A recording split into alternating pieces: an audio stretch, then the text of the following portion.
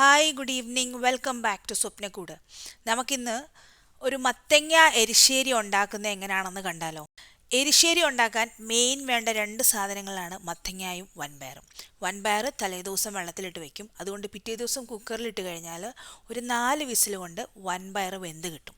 ആ സമയം കൊണ്ട് മത്തങ്ങ നമുക്ക് സ്ക്വയർ ഷേപ്പിൽ അരിഞ്ഞെടുക്കാം. അടുത്ത കീഴ്വഴക്കം എന്താണെന്ന് വെച്ചാൽ എരിശ്ശേരിയിലേക്ക് വേണ്ട പൊടികൾ അങ്ങോട്ട് ചേർത്ത് കൊടുക്കുക. അപ്പം നമ്മൾ കണ്ടിച്ച് വെച്ചേക്കുന്ന മത്തങ്ങയിലേക്ക് 1/2 ടീസ്പൂൺ മഞ്ഞൾപ്പൊടി, 1/2 ടീസ്പൂൺ മുളക് പൊടി അങ്ങോട്ട് ചേർത്തേ. മത്തങ്ങ കഴിച്ച് നമുക്ക് ഭയങ്കരമായിട്ട് സൗന്ദര്യം വെക്കണ്ടേ. അപ്പം മത്തങ്ങ ഇച്ചിരി മേക്കപ്പൊക്കെ ഇട്ട് കൊടുക്കുക, മുളക് പൊടി മഞ്ഞൾപ്പൊടിയൊക്കെ ചേർത്തിട്ട്. ആ സമയം കൊണ്ടുണ്ടല്ലോ നമ്മൾ കുക്കറിൽ വേവാൻ വെച്ചിരുന്ന പയറ് വിസിലൊക്കെ വന്ന് ആവിയൊക്കെ പോയിട്ടുണ്ടാവും. അപ്പം നമ്മളത് ഓപ്പൺ ചെയ്തിട്ട് ഒരു തവി കൊണ്ട് പയറ് ഇടിച്ചിടിച്ചിടിച്ച് അത് ഉടച്ചെടുക്കണം. ഓക്കെ, പയറ് ഇടിച്ചിടിച്ച് ഉടച്ചെടുത്തു നമ്മൾ. ആ പയറിലേക്ക് അവിടെ സെറ്റാക്കി വെച്ചിരിക്കുന്ന മത്തങ്ങ ചേർത്ത് കൊടുക്കണം. ആവശ്യത്തിന് ഉപ്പ്, ഒരു പച്ചമുളക് ചേർത്ത് കൊടുക്കുക. എന്നിട്ട് കുക്കറിലേക്ക് മത്തങ്ങായും കൂടെ വേകാൻ ആവശ്യത്തിനുള്ള വെള്ളം കൂടെ ചേർത്തിട്ട് കുക്കർ നന്നായി അടച്ച് വിസിൽ വരാൻ വേണ്ടി വെയിറ്റ് ചെയ്ത് നിൽക്കണം. അടുത്ത നമ്മുടെ ഇൻഗ്രീഡിയൻറ്റ് തേങ്ങയാണ്. അരമുറി തേങ്ങ തിരുമുക. അതിൽ ഒരു ലേശം തേങ്ങ മാറ്റി വെച്ചിട്ട് കൂടുതൽ തേങ്ങ നമ്മൾ അരയ്ക്കാനായിട്ട് എടുക്കണം.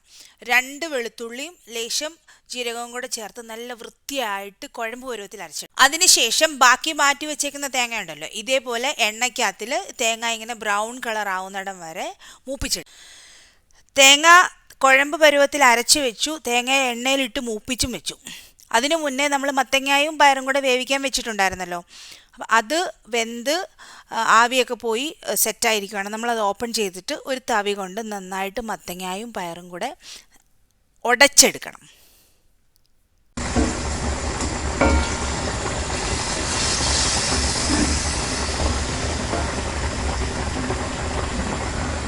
അപ്പം മത്തങ്ങയും പയറും ഒക്കെ നന്നായിട്ട് ഉടച്ചെടുത്തല്ലോ.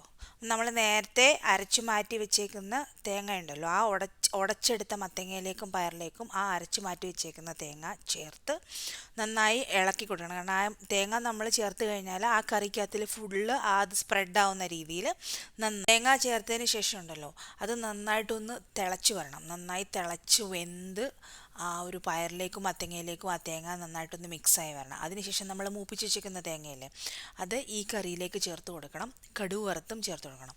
ഇതെല്ലാം കൂടി ചേർത്ത് കഴിയുമ്പോൾ നമുക്കൊരു വറുത്തരച്ച കറിയുടെ സ്മെൽ. ഭയങ്കര ടേസ്റ്റാണ് ഈ ഒരു കറി. എനിക്ക് ഭയങ്കര ഇഷ്ടമുള്ള ഒരു കറിയാണ്.